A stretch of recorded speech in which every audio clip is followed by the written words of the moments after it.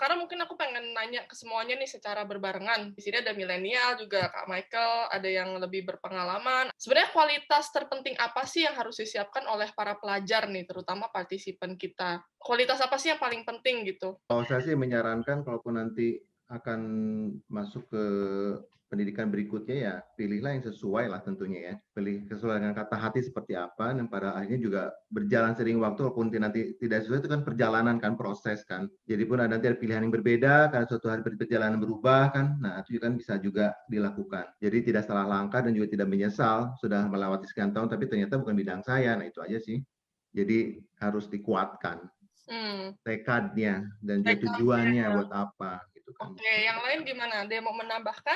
Nah, aku mau nambahin, jadi kayak kemarin ini kan sempat ngajar beberapa murid juga yang JC lagi mau cari kuliah gitu kan. Hmm, Beberapa ada cerita juga soal pengalaman mereka cari kuliah gitu. Adik sendiri kan juga mulai mikirin nih nanti mau kuliah apa ya, ambil jurusan apa gitu. yeah, exactly.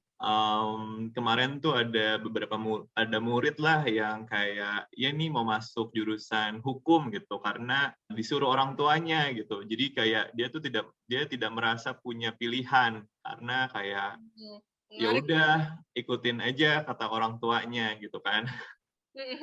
Jadi tadi menambahi dan setuju sih dari Pak Deden kayak ikutin kata hati karena in the end kita sendiri yang jalanin bukan orang tua kita. Maksudnya kayak banyak juga dulu teman-teman yang kayak udah setahun kuliah di finance terus akhirnya pindah jurusan karena mereka merasa nggak cocok gitu kan. Emang mungkin dari awal juga nggak sesuai keinginan sendiri gitu. Kita lah yang tahu cocok atau enggak sesuai dengan minat kita gitu sih. Bu Vero dan Bu Lilis kan sepertinya juga seorang ini punya anak juga ya. Gimana kalau misalnya anak-anaknya ternyata di posisi yang nggak tahu maunya apa gitu kan mungkin memang easy to say lah ikutin kata hati tapi kadang memang ada tuh yang bingung banget memilihnya apa gitu. Memang benar sih ngikutin kata hati, cuman menurut saya sebagai orang tua kita tetap harus mengguidance mereka ya. Hmm. Kita kan sebagai orang tua juga mungkin punya pengalaman dulu bagaimana ya kita harus mengguidance, jadi nggak bisa dilepas begitu aja. Mungkin kalau dulu ya saya dilepas ya karena orang tua saya mungkin juga nggak bukan lulusan universitas gitu loh. Jadi saya harus nyari sendiri. Tapi kan dengan kita sudah punya pengalaman itu, ya menurut saya kita harus arahkan anak-anak kita untuk mengambil sesuatu yang memang mesti lihat dari passionnya ya. Ya kalau saya kayak dia memang punya bakat misalnya di nyanyi atau di desain kayak ini yang memang dari kecil gitu ya mungkin kita arahkan. Cuman kalau misalnya ya biasa-biasa saja masih bingung, menurut saya yang paling gampang sih sebenarnya kalau kemarin kan mungkin ada discuss antara science stream atau ekonomi. Kalau menurut saya selalu arahkan anak saya untuk ambil science stream karena science stream itu memberikan mereka more choices waktu di universitas. Jadi kalau misalnya kita lulusan dari science stream, ternyata saya ya udah kayaknya saya mau masuk finance atau economics, itu diterima. Tapi kalau dari awalnya kita sudah ngambil economics major, bagian ekonomi, terus kita mau jadi engineer atau mau jadi dokter, itu udah nggak bisa. Jadi udah ketutup gitu loh. Ya kalau menurut saya sih, saya pandangan tuh anak-anak saya sih begitu semua sih. Oke. Nah ini ada beberapa pertanyaan nih, apakah harus selalu ngikutin kata hati baru benar pilihan kita? Ini berdasarkan pengalaman saya dengan klien-klien saya ya. Iya, oke, boleh Bu. Ini saya share aja. Jadi klien saya itu pada umumnya memiliki anak-anak yang mengambil jurusan sama sekali berbeda dengan bisnis mereka. Umumnya mereka mengambil jurusan desain yang saya lihat. Tapi akhirnya apa? Bagus ya. Karena saya melihat ternyata akhirnya mereka tuh bisa membantu keputusan keluarga mereka dengan menggunakan jurusan yang mereka sekolah. Padahal sebenarnya kan lucu ya kalau mereka harus masuk ke bisnis gitu. Tapi itu berjalan gitu yang saya lihat ya. Jadi orang tuanya itu membiarkan anak itu mengambil sesuai yang mereka suka. Dan dikombinasikan dengan apa yang dibutuhkan di perusahaan keluarganya. Itu yang terjadi banyak sih yang saya lihat. Kira-kira Pak Deden ada yang mau ditambahin? Ya kalau bagi saya sih memang juga suka bertemu lah teman-teman juga yang anaknya sekolah di luar negeri, yang pada juga sudah sekian tahun belajar juga memang pilihan mereka sendiri. Tadi udah sampaikan juga. Tapi pulang bingung juga mau ngapain juga. Akhirnya juga bantu-bantu orang tua yang tidak sesuai dengan bidang mereka. Nah, jangan sampai seperti itu juga kan. Walaupun sudah diarahkan orang tua, tapi juga mereka juga tidak suka, balik lagi ke sini, hanya membantu orang tua, sifatnya seperti itu. Jadi, ya sesuai tidak dengan pendidikannya. Karena akhirnya juga ya akhirnya membantu secara manajemen dan sebagainya, padahal bukan bidang itu. Gitu. Pernah ketemu nggak sih fashion designer yang ternyata baru udah kerja sebelumnya di industri lain? Ya. Kalau misalnya dilihat mereka dulu sekolah mungkin arsitek, masih berhubungan kan, arsitektur berhubungan dengan desain semuanya. Tapi kalau sudah dia kedokteran atau mungkin dia sudah menjadi misalkan berhubungan dengan guru, misalkan sains dan sebagainya, tapi dia terakhir ke bidang fashion setelah dia 10 tahun mungkin menggeluti bidang itu. Nah, ini dia baru mulai belajar lagi, karena dia suka ini dan juga lebih menguntungkan bagi dia katanya ketika dia sudah masuk ke dunia fashion seperti itu. Itu yang saya sering temui seperti itu. Baik teman-teman saya yang dokter gigi, dokter kandungan, semua pindah ke situ, ya akhirnya dia menjual baju karena mereka cukup pusing dan ngurusin pasien, mungkin lebih suka jadi fashion designer mungkin seperti itu. Mungkin ya kalau aku bisa melihat nih cukup menarik karena orang-orang ya, kebanyakan murid terutama, mereka merasa pilih jurusan kuliah tuh udah the end of the road gitu. Mereka udah ngerasa, wah ini kayak, this is my final destination. I have to find the really one major that I have to do for the rest of my life. Padahal ternyata ketika kita mendengarkan dari Pak Deden sendiri, atau dari Bu Vero dan Bu Lilis yang sudah bertahun-tahun bergelut di dunia bisnis dan bekerja, banyak yang malah nyasar gitu ya. Awalnya ngambil apa, tapi pas bekerja pun masih bisa berubah. Atau awalnya kurang diyakini gitu. Takutnya nggak cocok, tapi ternyata malah bisa dicocok-cocokkan gitu. Kalau apapun yang diambil, semasa kita melakukannya dengan baik, itu nggak ada something is wasted. Nah, misalnya kita ambil misalnya akunting, terus tapi passion saya sebenarnya di desain, nggak apa-apa juga. Nanti berarti dia ngitung harga, ngitung bahan itu jago juga. It's not a loss gitu loh. Misalnya jadi artis penyanyi, kalau dia nggak, makanya kenapa kadang-kadang artis tuh punya manajer karena mungkin dia nggak bisa mengelola gitu. Jadi makanya anything that you learn in university, it's not wasted. Very very nice tips, yes, benar. Jadi jangan sampai pokoknya yang bisa dijalani sekarang dipelajari aja secara baik-baik ya. Siapa tahu memang nantinya bakal berguna dan jangan lupa untuk selalu mencari opportunity baru. Ada nggak sih satu hal yang kalian harap when you still a student or when you're still learning gitu, before you get to this place gitu, mungkin waktu SMA atau waktu masih bekerja sama orang, itu apa sih one thing that you wish you know gitu? Apa ya, mungkin lebih ke wisdom sih, kayak kalau dulu pas masih SMA, pas masih sekolah suka membatasi diri sendiri, jadi kayak mungkin kayak gue nggak daftar universitas itu karena kayak udahlah pasti nggak dapet, atau kayaknya gue nggak cukup confident gitu kan. Pada akhirnya gue sendiri langsung membatasi atau menutup opportunity yang sebenarnya mungkin bisa gue dapetin kalau gue coba. Lebih ke wisdom sih, kayak lebih ke wisdom kalau bisa info ke diri kita yang dulu pas masih sekolah, berani aja mencoba, berani aja, karena ya itu, kalau kitanya sendiri sudah membatasi diri kita, ya pintunya jadi tertutup. Very nice, thank you Kak Michael. Pak Deden? Ya, itu kan juga kayak harapan juga ya, sebenarnya harapan, impian, seperti itu kan, angan-angan bisa juga terjadi kan ketika kita akan memasuki dunia sekolah yang lebih tinggi lagi, pendidikan lah katakanlah. Kemudian padanya bekerja, kan juga harapan-harapan itu terjadi, mimpi itu kan ada. Nah, bagaimana sekarang mewujudkan mimpi itu semua? Jadi perlu apakah gitu kan yang harus kita lakukan tuh kan? Jadi kan kembali lagi banyak belajar, juga pengalaman dari orang yang sudah pernah melakukannya. Nah, itu kan proses kan semua. Jadi tidak bisa, oh kamu sekolah di sini, ataupun mungkin saya mau sekolah di sini. Itu kan lebih ke tujuan dan juga cita-cita. Nah, jadi angan-anganan, impian, cita-cita itu kan sama-sama, apakah orang tua juga akan barengan bermimpi itu kan? Atau hanya mimpi yang bersangkutan anaknya? Nah, bagaimana? Harus sama-sama kan dijembatani. Mudah-mudahan juga dengan barengan seperti itu kan terjadi sesuatu yang sesuai dengan harapan. Yang sekarang kan lebih mudah kan orang tua membimbing, kita dulu kan berjalan sendiri kan, di kegelapan tuh kan, mencari celah tuh kan, pintu mana yang terbuka. Nah sekarang sudah ada semua terfasilitasi dengan baik, semua informasi juga mudah, tinggal klik gitu kan. Kalau dulu kan nyari kemana kan, semua informasi sulit kan, apalagi yang hidup di daerah mungkin ya, kita nggak bicara hanya di kota besar, tapi hidup di daerah. Kan dimanapun sudah merata kan, mudah sekali informasi. Jadi itu yang akan memudahkan saat ini dan juga komunikasi jauh lebih baik saat ini. Itu mungkin yang akan jadi sampai suatu sebuah tujuan dan mimpi itu terwujud seperti itu. Berarti memang dari Pak Deden sendiri itu lebih ke trust the process gitu kali ya. Betul. Trust the process. Nah, sedangkan Ya natural saja kan seperti itu kan, tidak harus seperti apa. Thank you banget Pak Deden, Bu Vero dan Bu Lilis nih.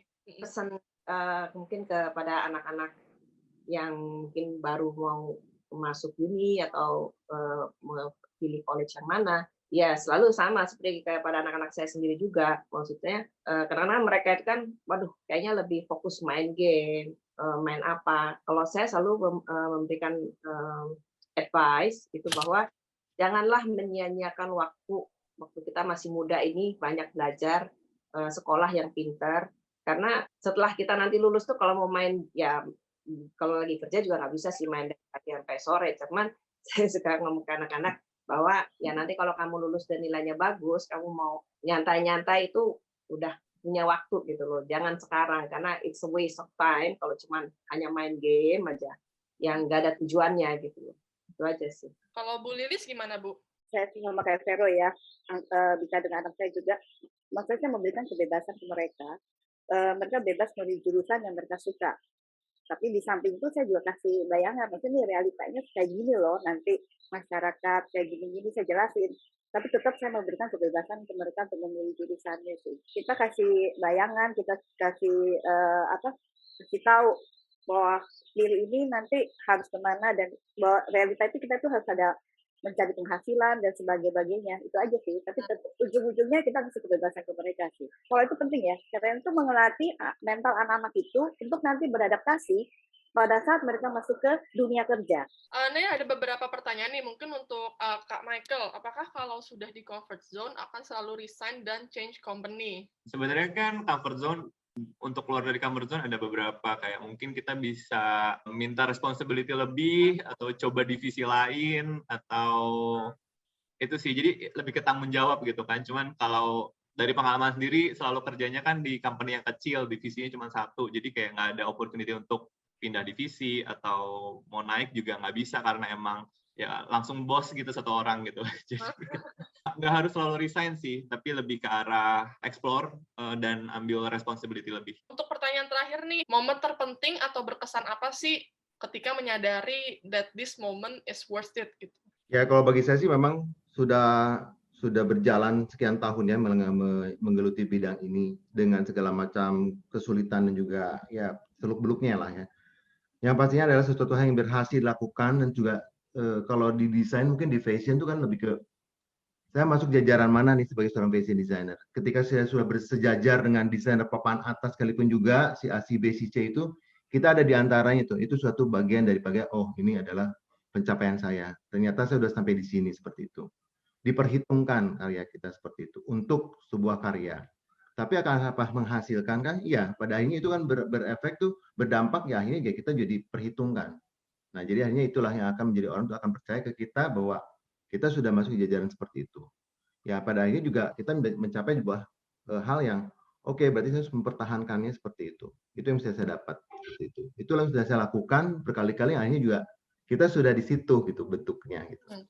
Jadi mau dicemplungin kemana ya kita ya tetap di situ pada akhirnya. Dan orang juga akan melihat itu semua.